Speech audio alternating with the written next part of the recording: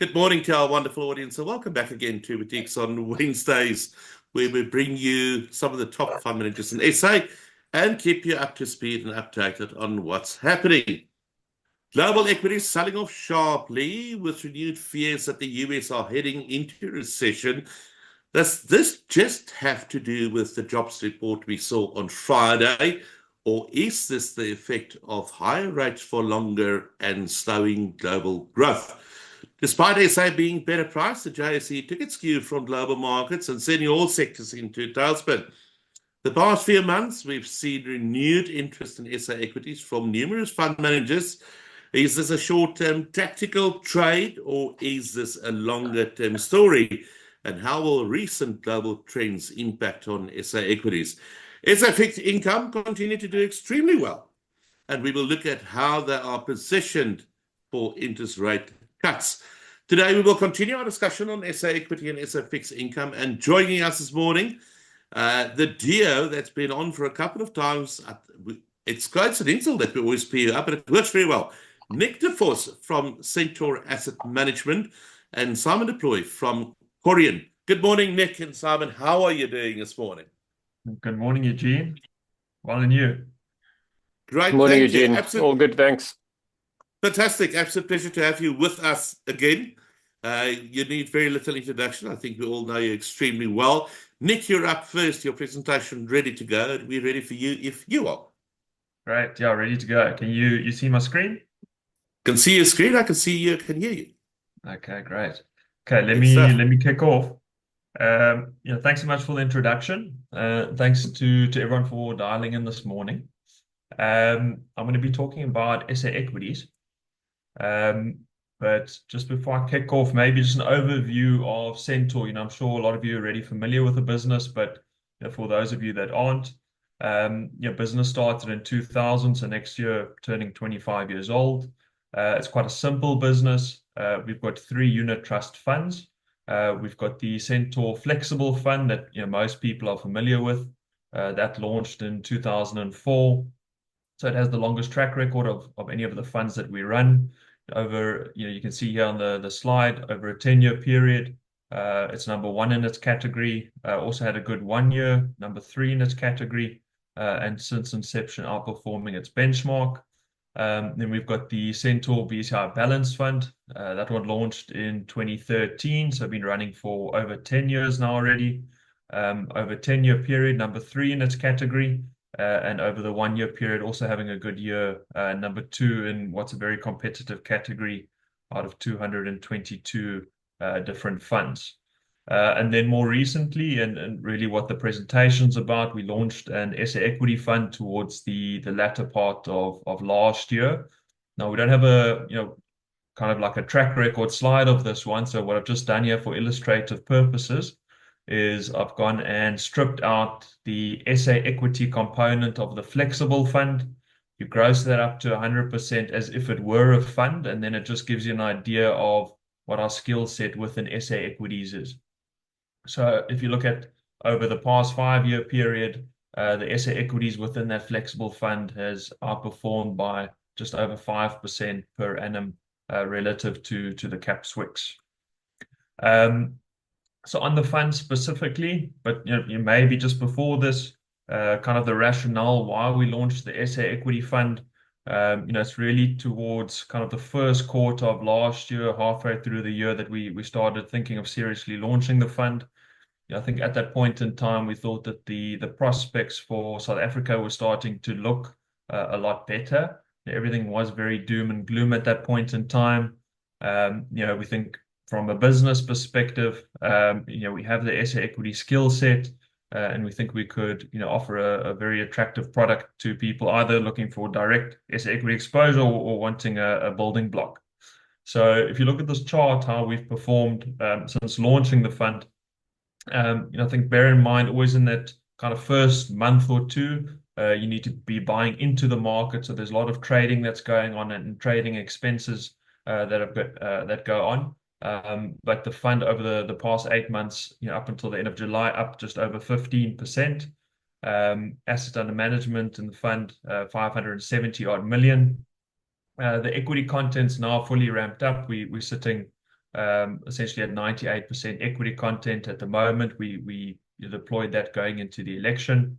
The size of the fund, we think, especially early on, gives us a bit of a competitive advantage because we can take advantage of the smaller and mid-cap opportunities that a larger fund might not be able to take advantage of. And then, as I showed on the previous slide, I think we've got a proven ability to outperform in this space. Then, just moving on, Operation Vulindlela is quite a topical kind of like theme that I think you might have been hearing over the past couple of months. But just to explain to those that don't know what this is, it's essentially a kind of a committee or a task force that sits inside the president's office. I think it's Cyril's kind of put his name behind this, and he's really putting his presidency behind this, and it's a task force that's goal is to accelerate or implement structural reform in the country. They work quite closely together with Treasury in executing this and try and remove red tape when they try and get things done. But on the left-hand side here, this is a slide from them. You can just see what they think potential GDP growth in the country can grow at if they execute on all these structural reforms. So if you take this base rate, the 1.3%, they think they can get by 2029, they can get the country's GDP growing at 3.5%. And there's a couple of ways they're addressing this. I'm sure you've heard of a lot of them already, but the power crisis that's quite far advanced. Load shedding is not as severe as what it was, and there's still a lot of renewable generation capacity that's going to be coming online. They're working on Transnet. Transnet's probably where Eskom was 2 or 3 years ago. I think we're going to see immediate improvements. There's already a bit of an uptick in rail volumes, but it will still take some time before we see tangible benefits from Transnet improvements coming through. The other thing they focus on is in the telecoms industry to get investment going there. We've already seen the spectrum auction taking place. And then, the next buzzword we're all probably going to start hearing about, instead of load shedding on the energy side, we're going to be hearing about water shedding. And that's another area of focus that they have. But that could also still take quite a bit of time before they address that. It seems they first want to deal with a lot of the bottlenecks and issues that are plaguing the municipalities. And then lastly, the tourism sector, it's quite an important one.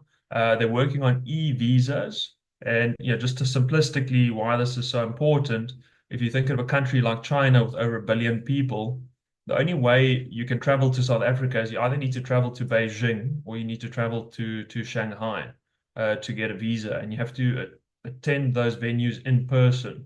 Now, to travel across the country to go and get a visa to attend in person so that you can travel to South Africa, you can understand why many Chinese might not want to make that journey. So just in terms of our own views of SA GDP growth, I think there's a couple of things driving this. So this kind of mid number that we're using here at the moment, 1.75%. That's quite a bit shy from where that Operation Vulindlela thinks they can get to in 2029. And really what's driving this is base effects. I think we're heading into the interest rate cutting cycle with a very low base in South Africa. In terms of all the structural issues we have. So, load shedding is improving. If anything, on Transnet improves, that's going to support this. With interest rates being cut, disposable income, that consumers are sitting with will likely lift, and household consumption is a very big component of GDP spend.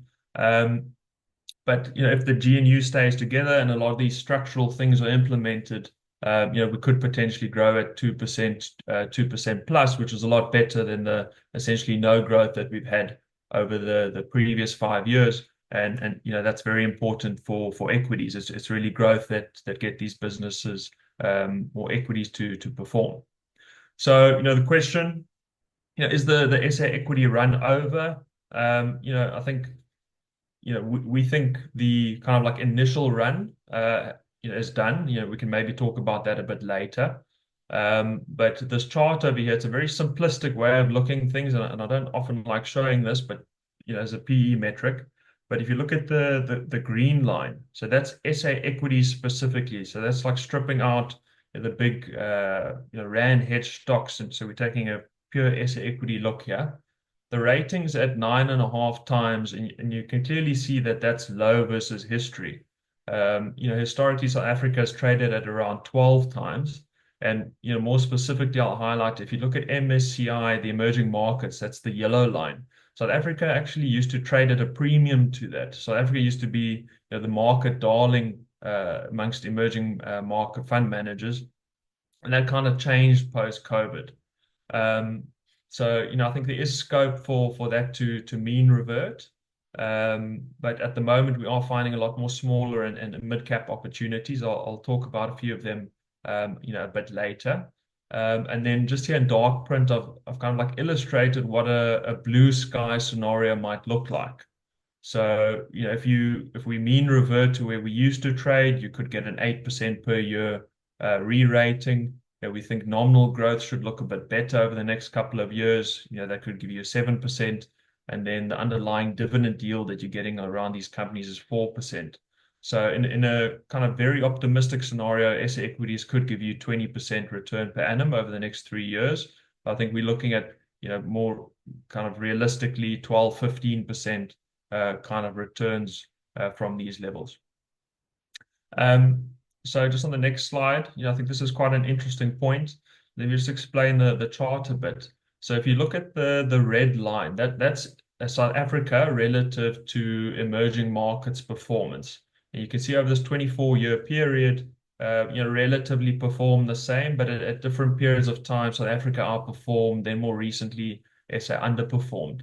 And the blue line shows you what weighting South Africa has in the emerging market index. So the peak in 2004 was around a 10% weighting, and that's declined almost to irrelevance. So currently South Africa is 3% in this emerging market index. And post-elections, we haven't really seen the foreigners come in and buying any SA equities, which is, I guess, understandable if you're such a low weight. They don't actually need to bother with South Africa, because if our market moves up 20-30%, they're not going to underperform by too much. I think now SA has a bit of a growth story. This 3% could potentially increase. It's not official yet, but South Korea might be removed out of the index. I think it's around 12% in the index at the moment. And if we start creeping up in this emerging market index, then the foreigners can't ignore you, because then you become too big of a kind of like a tracking risk for them, and they're almost forced to buy into SA equities. Just quickly on this one, this is more of a top-down kind of a view. I'm just showing you this out of interest. It's not really what Centaur does. We more bottom up, but this just shows you different sectors within SA Inc. and the discounts that they're trading at relative to their 20-year averages. Interestingly, we are playing in the travel and leisure space and the construction space, all the way on the left-hand side.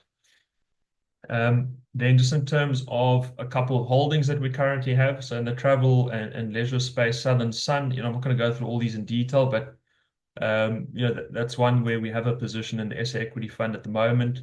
We think it's an irreplaceable hotel portfolio that they're sitting with. The replacement value is around 30 billion rand versus the market cap that's 8 billion rand. We think Marcel that's running the business is an excellent operator. He's undertaking buybacks with his view that he'd rather be buying his own shares, seeing that the market cap's at 8 billion versus going and building new hotels would cost significantly more than buying his own shares. The Western Cape market is booming at the moment. Kind of like hotel rates are growing at double digits. Occupancies are also lifting in the Western Cape market, and you're getting quite a bit of optionality if Gauteng and the KZN market ever turns. But we're being paid to wait for that. We're getting around an 8% rolling yield on that, which is a combination of dividends and buybacks. PPC is more a GDFI story, interest rate cutting story. There's new management there. We think there's quite a bit of cost cutting that can take place. Stadio, we think, is a very high quality business. We think it's a structural grower.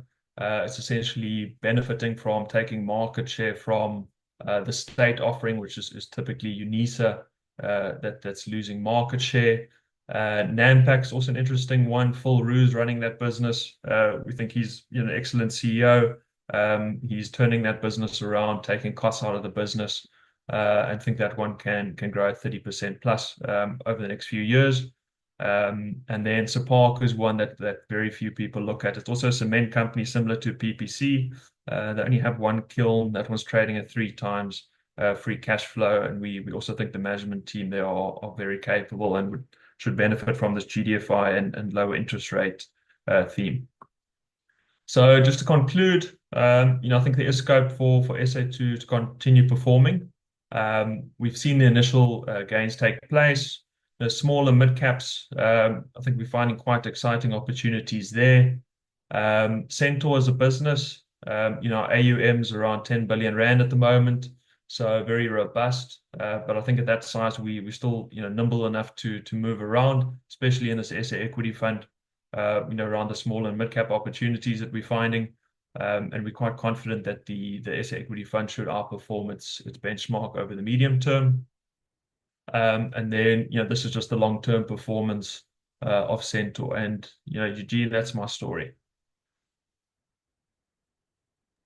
Nick, thank you very much. If you can stop sharing, then Simon can start sharing. There's a couple of questions coming in already. The audience, the story Q&A box. We'll deal with that after both presentations. Simon, you can share if you're ready. Thank you, Eugene. Let's delve into it. Yeah, presentation coming up. Got you. Perfect. Thanks, Simon. Thank you so much. Good morning, everyone. It's a real honor to be here, and I'm looking forward to presenting to you today. So we'll talk a bit about bonds. We're presenting on our BCI fixed income fund. We recently moved, for those that are not aware, our Corion funds quite recently in the last quarter moved over to BCI. So we're quite happy to be part of the family and quite excited. And look forward to presenting to you in future as well as part of these forums. I think for today, what we'll do is I'll just do a brief intro of Corion for those of you that are not familiar with the team. I'll briefly take you through the fund, and then we'll go a bit into the market views implemented in the portfolio. So Corion Capital has been around since 2001. Most of you will know us from the Corion report, which you hopefully are getting on a monthly basis. The business has been around since 2001. We take a lead manager approach on the portfolio, and what it really means is we try and find the best strategy to complement the portfolio, whichever portfolio we build for clients. What it also means is that a lot of the strategies we run in-house, so we do not outsource our passive components of the portfolios. We run that internally, but at the same time, where we don't get involved in, so we don't do single security selection. We don't ask me the difference between bulletins and Anglos. More than a superficial level. An equity analyst will be or equity house will be far better suited. We, however, do take a significant view on asset allocation. That is what we specialize in and spend a lot of our time on. I'm not going to introduce everybody in the team. The main point of this slide is that the team has grown. We've now got a full service DFM side of the business. And the main point here is that everybody is investment professionals. We are investment focused business that are there to service your needs. The business currently has got about 16 billion of assets under management. And as you can see here, it's across a wide range of multi-asset and multi-managed disciplines. So we've got our retail range, which is obviously the Corion branded funds, but then we also are sub-delegated on some third-party portfolios. We've got a number of DFM clients where the client obviously wants to be a bit more involved in the investment process, and we facilitate that service for them. And then we actually, most of our business at this stage is actually institutional. So we do the pension funds of some of South Africa's largest corporates, both listed and unlisted. Today, I want to talk to you about the income fund. This has been, we launched this fund just over 5 years ago. It's now got a 5-year track record, and we're really proud for what the fund has achieved. If I can summarize the fund, it's diversified income. We're trying to reduce your risk as much as possible without sacrificing income. And the way we do that is by getting as many possible sources of return as possible. And really just the diversification that you get from that, and that low correlation among the asset classes. Literally portfolio theory 101. Gives you a smoother return profile than you would otherwise get. The portfolio is also a multi-managed fund, but it's a multi-managed fund with a difference. We manage about 65% of the portfolio internally, and then 35% of the portfolio is outsourced to specialist managers in a particular area, whether that be bank credit, whether that be corporate credit, whether that be some other sort of speciality. We take control of the asset allocation. We take control of the big macro calls, and we source the specialist areas out, to those managers. So we've got manager diversification strategies, and this is across all the asset classes. Asset diversification. So we've got pref shares, we've got property. We've got some interesting notes in the portfolio that gives one a diversified return. Offshore, we've got a significant allocation to, and that's actually one of the the things that stood out for us in this month is while our dollar-denominated debt has worked in the portfolio with this global sell-off. So we've always maintained that even though US Treasuries offer potentially a lower yield, that you have to have it in the portfolio as a diversification to South Africa specific risk, and that's worked phenomenally well. The start of this month. The fund's benchmark is officially STEFI Composite. We're targeting around STEFI +1. That gives you a sense of the risk profile that we've got in the portfolio. So we're not trying to shoot for the stars here in terms of the risk profile. But we do want to justify it, quite comfortably ahead of a money market fund. Like I always try to position this, to investors or to advisors is, if your client is someone that wants a positive month every single month, they need to be in a money market fund. That is going to give them a decent return. It's going to be higher than STEFI Composite, probably about 0.5%, but they won't have any negative months. However, if your client can stomach the occasional negative month and they have flat quarters and have at least a cash return, if not better, over 12 months, then our fund and this multi-asset income category is definitely for them. And that extra return you get over STEFI Composite of 1 to 2% really just compounds over term and gives investors a much higher profile than just cash. The performance of the fund speaks for itself. We've comfortably outperformed both the STEFI Composite and the CISA category over all periods.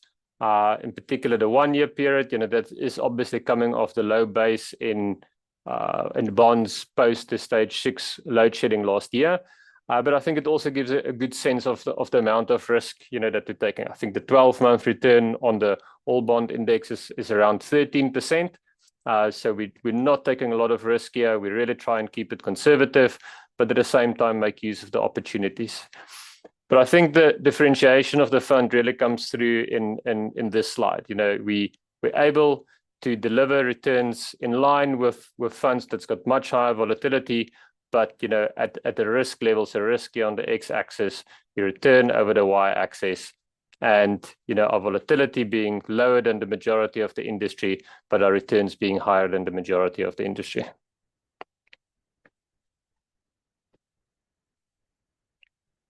So how's the fund currently positioned?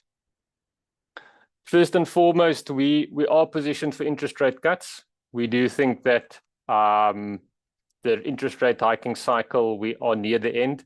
There is definitely potential for another interest rate hike, and I'll get to some of those slides.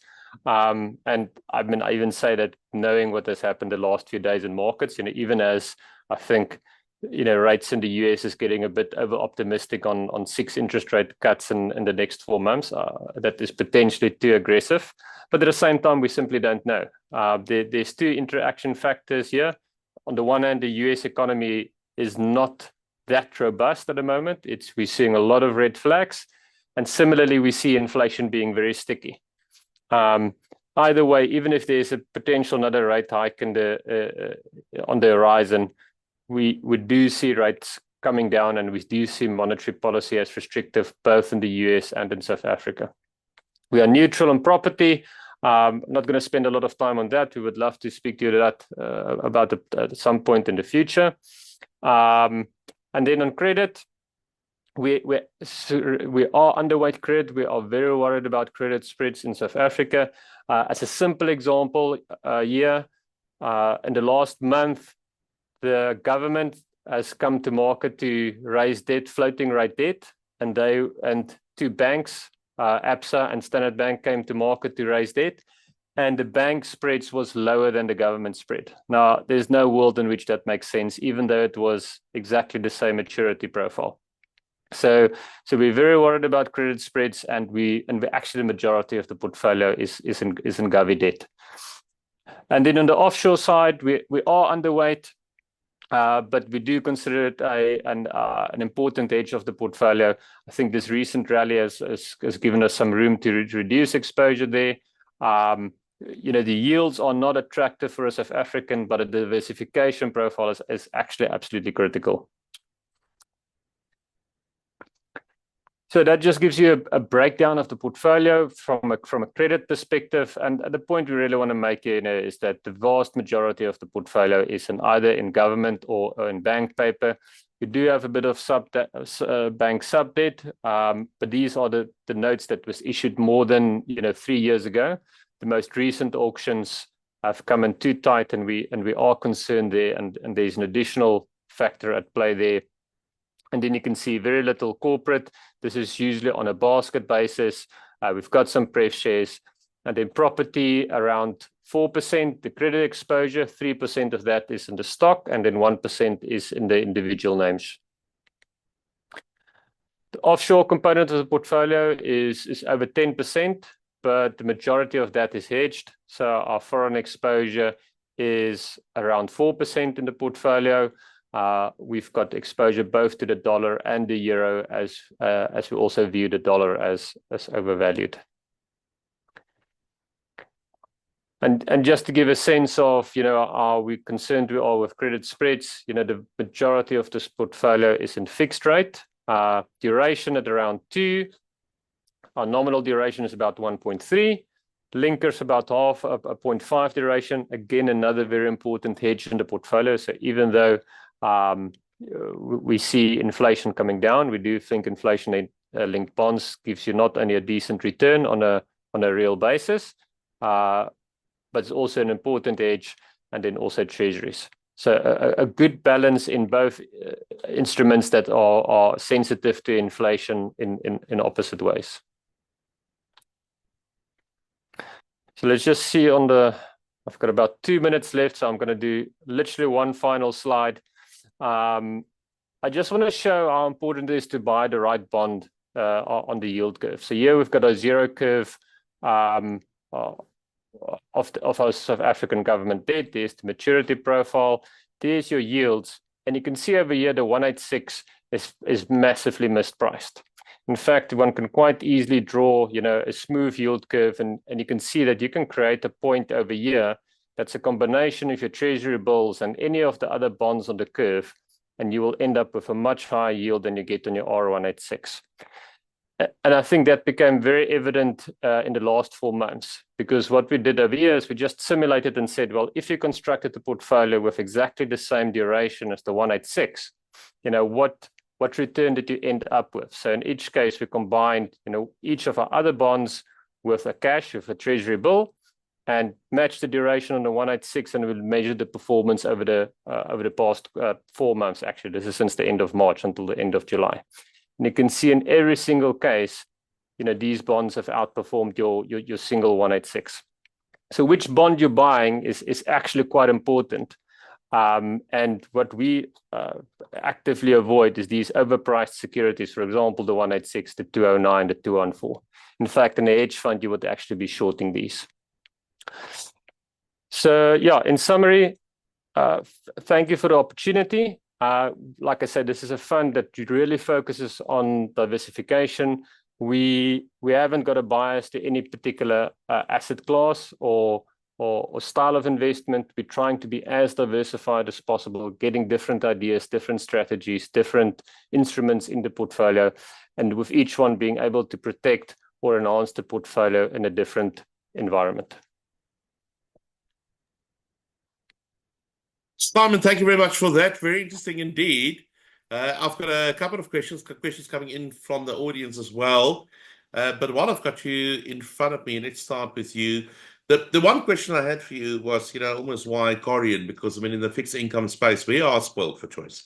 Let's make no mistake about it. But that one slide you had up with the returns relative to volatility, I think summed it up very nicely, where it's about, getting good returns, solid returns for clients, but with less volatility. But interesting. You do include things like property in an income portfolio. You showed that you've got roughly about 4%. Simon, you're turning upside down. I got you. I'm trying to fix this video. Floating in Cape Town again. Yeah, Yeah, let but me it's see if fine. I can. If I can just change, because it does look very, very strange. So let me just take off the this background, which is, see if I can turn this off, because it does look very, very freaky. That's fine. Let's see if this is better. That's it. I think I figured what's the problem. Yeah, stay still. Stay. Don't move. Right. Getting back to in terms of the question, you've got property, about 4% property exposure in the fund. Don't you think property adds more volatility to income funds? It used to be a big favorite in income funds till about 5 years ago, and then people realized, but oh, bugger, maybe not. Back in income funds, why?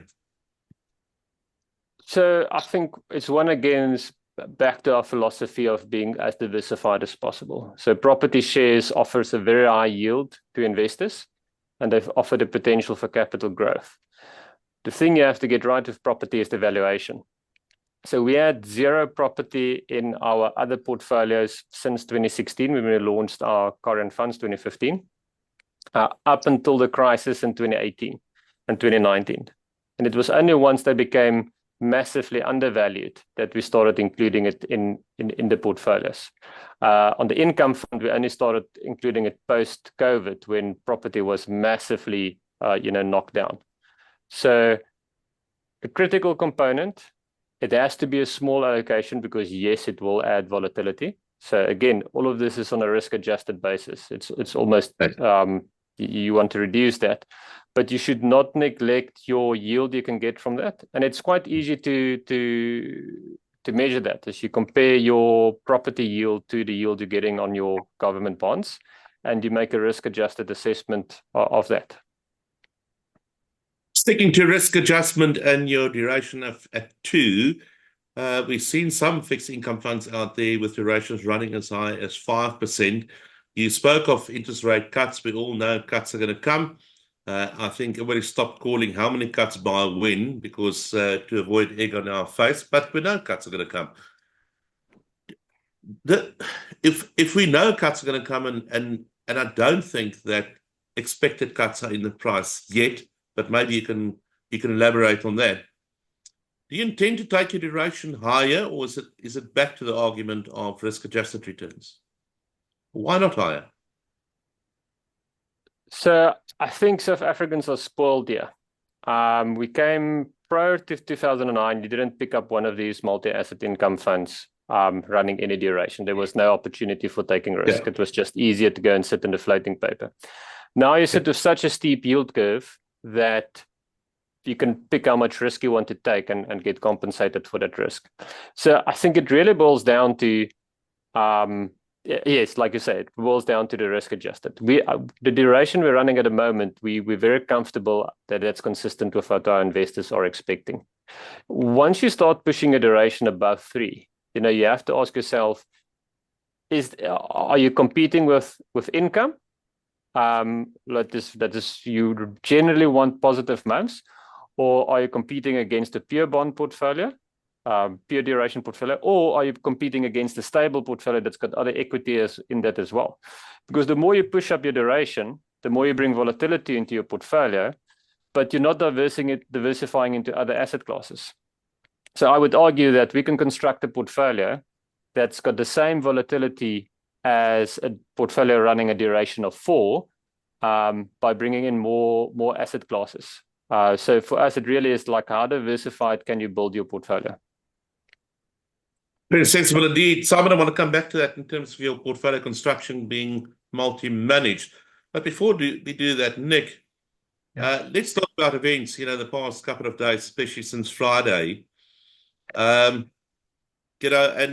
look, I think we all buy into the story that SA valuations are looking good. We all buy into the story, if SA gets it right and Government of National Unity, maybe too early to tell, gets things right, growth can improve. But we've seen, the past few days how if there's a growth scare in the market, everything sells off. SA equities also sells off. We part and parcel of that. How do you see SA equity progressing? I mean, you gave a number of, anything between 12 and 15 conservatively over the next 3 years. But my question rather is, do I allocate more to SA equity now, given where we are, or how do you view that from a portfolio construction point of view? I know in some of your other mandates you've increased your your SA equity exposure, but how do you see this? Okay. So look, I mean, if the rest of the market globally sells off, SA, definitely, will sell off as well. We're not, living in isolation here. But what I found quite interesting, on Monday, going into the office, the Nikkei is down 12%. You would guess SA would, sell off aggressively. We usually do when the developed market sells off, and I think our market closed down only 1.5%. That kind of gives you an idea that there's some kind of an underlying demand for SA equities. I think it was coming from a different base. Developed markets, US, we've been negative for, I guess, for some time. But growth there is slowing, and they're coming off of multiples that are probably 20% higher than where they historically have been. Whereas SA, we coming off a very low or no growth base, starting to grow now, and our multiples are probably 20% lower than where they historically have been. So it's very different kind of like environments. So I think like on a relative basis, SA looks relatively attractive. What you should be doing in terms of your asset allocation, I'll just tell you what we've been doing. The flexible and the balance funds, over the last 6 months, we've been upping our SA equity content. Not materially, we're not like swinging for the fences or anything here. We've had promises of structural reform and all these things before. I think that's part of the reason why SA is not performing more, is because, most SA managers are used to the story. This time's different. This time we're going to start spending on infrastructure. We're going to lock up all the crooks this time. But there never seems to be delivery. But this time it does feel like it's a little bit different, and we are actually seeing some tangible change, but not swinging for the fences. Very sensible indeed. You showed some very interesting data on emerging markets and SA and emerging market index. How important is foreign inflows into the SA equity market to actually make it perform or not? No, I think, historically it's kind of the marginal buyer, kind of like rule of thumb's always been, when the foreigners are buying SA equities, then you typically sell into them, and then then it goes the other way again, you do the opposite. So far since this GNU, we actually haven't seen foreigners buy SA equities. The local guys are sitting at 43-44%, in the balance fund space. Offshore content, so they're essentially almost maxed out, just the PIC that isn't. I think they're sitting, below 20%. So if SA starts improving, we don't even need the foreigners to buy, because the locals will do it. I think it's a very important point there that Question from Sean from the audience as well. This is obviously an SA equity mandate, no global in the mandate, where your flexible and balance obviously makes allowance for global. Um, do you expect listed companies on JSE to increase or decrease? And in so many words, is there enough room to play in SA to actually get decent returns? It's a good question. Listings are decreasing. We probably have another one that's kind of like come out this morning, Barlow World. Seems like the Saudis are talking to them, potentially going to make an offer for the business. But I think if you think of the SA equity fund that we've launched, it was launched with the mindset, we already have the multi-asset offering.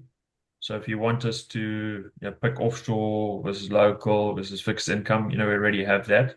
This SA equity is if you want, if you believe the story that SA is at a kind of like a inflection point here, starting to grow, or if you want to use SA equity as a building block, I think it's a very attractive product.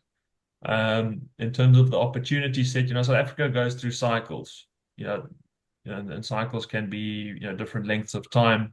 And in 5 years' time, we might have more listings in the market. I don't know. It's just at that point of time now where other guys can see how cheap things are, and that's why you're getting these delistings. But it might swing the other way again. Yeah, exactly. And I mean your SA equity fund and exactly what you illustrated with the performance history. That will be managed on the same basis that you've always managed the equity carve-out in balanced and flexible. So the same principles continuing in the pure SA equity mandate. Simon, another question from Sean. What are the debt levels of consumers looking like, and what is the likelihood of any of the bank reserves coming under pressure? So I think the banks are very well capitalized. So the SARB imposed limit on the capital adequacy ratios is around 8%, and that's a combination of the equity and the tier 2 and the tier 1 debt. And most banks are running above 12%, if not up to 13% in the case of Investec. So you sit with a 5% buffer self-imposed on the banks. And, unfortunately for the equity investors, but very, very fortunately for the debt investors, is that the banks are overcapitalized in terms of the equity and undercapitalized in terms of the debt. Now what that means is your banks are run conservatively. Your treasury is saying, no, we have to account for the fact that we might have more bad debts from consumers and that our equity ratios will actually reduce. So that we don't need to then go and try and raise equity in the market if that should happen. And like I say, that's not great for an equity investor, but that's a whole separate discussion if that's in the price. But from a debt level perspective, this is a very comfortable position to be in. So it actually gives you that conundrum, is that credit spreads are tight, but you also don't see how they're necessarily what's going to push them wider. What just doesn't make sense for us is to buy bank credit if you can get a better spread on government. Yeah, let's stay with credit. And you did mention in your presentation as well, you're shying away from credit because the spreads are very tight at the moment, especially with banks. But what about things like corporate credit? I know we all got the heebie-jeebies in Feb with corporate credit. We got a bit of a scare there. I'm not going to mention names. But do you look at corporate credit, or what's the spreads like there? Similar thing has happened, and it's been across all debt in South Africa. You'd seen exactly the same thing: spreads getting tighter and tighter. If you are a South African corporate, this is the ideal time to raise debt, because not only is interest rates high, so your debt profile, your debt repayment will reduce, but your spreads are tight. So investors are essentially saying they're backing your company. From a debt perspective. So what we saw in the banks, we saw across all the corporates. Given the limited time, I don't have the full chart. But I mean, as a good guide, bank sub debt, bank tier 1 debt is is a very good indication for high yield corporate debt as well. That's considered, very similar risk profile, and the one is interchangeable with the other to an extent. And that has come down to JIBAR plus 300, so 3% over your cash rate, whereas historically that's been closer to 500 to 600. There's been funds out there whose targets on the high yield side was JIBAR plus 400, which they thought they'll always be able to achieve, and now they can't achieve it because they can't find paper that pays them JIBAR plus 400. So it really does tell you what's happened in our credit space. It is like, we don't want to get stuck with paper that you get JIBAR plus 300 into perpetuity in the case of a tier 1 bond, if banks in 2 or 5 years' time need to raise debt at JIBAR plus 500. So banks, corporates, same story. If you want to get JIBAR more than JIBAR plus 300, good luck. There's very few credible, low risk corporates that's going to pay you that. I think the big key being credible there. Let's talk about your fund construction very quickly. Multi-managed portfolio. You manage a big part of the fund yourself. Exactly what you explained now and what you're looking at. But just unpack the multi-management concept quickly. What do you outsource? What do you reallocate to other managers? How does that work? So we like to be in control of the asset allocation. So that is really your allocation between cash and bonds, which is really a duration call. Property, pref shares, all those different asset classes. We do the valuation on that and take control of that part of the process. We do not get involved in single credit selection or very esoteric ideas or specialist niches like infrastructure or clean energy. So as a result, where we do outsource, it's truly to specialists. So the fund that, the one allocation we've consistently had in the fund is Oakhaven. We believe Bruce Thistlewaite and his team is absolute bank debt experts. And, we always get a lot of from them. That said, we do because we do buy the bank paper, we do run our own independent credit process on the banks themselves. But not broader than that. So we don't go and try and determine the credit on MTN or Sasol or any one of those names. So those we then outsource to another credit manager. We are in between credit managers because we are so concerned about credit spreads, and there is a watch this space coming in terms of we will be making an allocation. And similarly, we're looking at some of the more illiquid side of the market. We were looking to potentially get like a 5% allocation, either in infrastructure or clean energy or something of the like. Again, very specialist area. Let the specialist deal with that. But we want our investors to get the high yield on offer and the less liquid assets, while we take care of the liquidity and make sure we can always meet redemptions on the fund. Very interesting indeed, Simon, and I think that explains what sets your fund apart as well. And that risk scatter chart you had on actually makes the point as well. Nick, very last question. Two questions in one. If we buy into the SA equity story and the recovery and the numbers that you put up, the first part of the question is, why not then just buy a Cap Swix ETF as a regional country SA equity allocation? Why active management? And how does Centaur manage that active component at the moment? What do you look at? If you go and buy the Cap Swix, what is it? It's 50-60% rand hedges. It's national businesses. So, you're not going to be kind of accessing the pure SA component, but there's nothing wrong with an ETF. I think we in the fund tilted more towards like their pure SA Inc. Businesses. Interestingly, our biggest holding is actually Naspers Process, but that's because we think Naspers Process can, via Tencent, can grow 20% plus a year. So actually quite like that. But we skewed more towards the SA equity side of things. Yep. Very insightful indeed, gentlemen. time caught up with us, and to our audience, thank you very much for participating this morning. To Nick and Simon, thank you so much for your time. It was a very good discussion, good presentations. We will obviously share the recordings as usual with the audience as well as the presentations. Gentlemen, thank you so much. Quick reminder, our audience next week, Wednesday, we're going to start with our Global Investment Managers sessions. So there's going to be 3 sessions running for 3 Wednesdays. It's going to start at 9 to give our global managers that dials in a little bit more time. And it is definitely going to be backed with a lot of information. Hoping to see you again next week, Wednesday.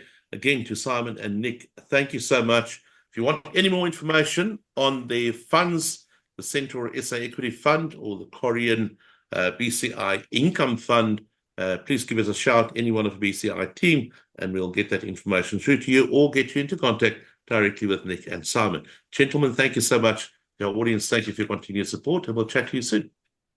Great. Thank you very Thanks much, again. everyone.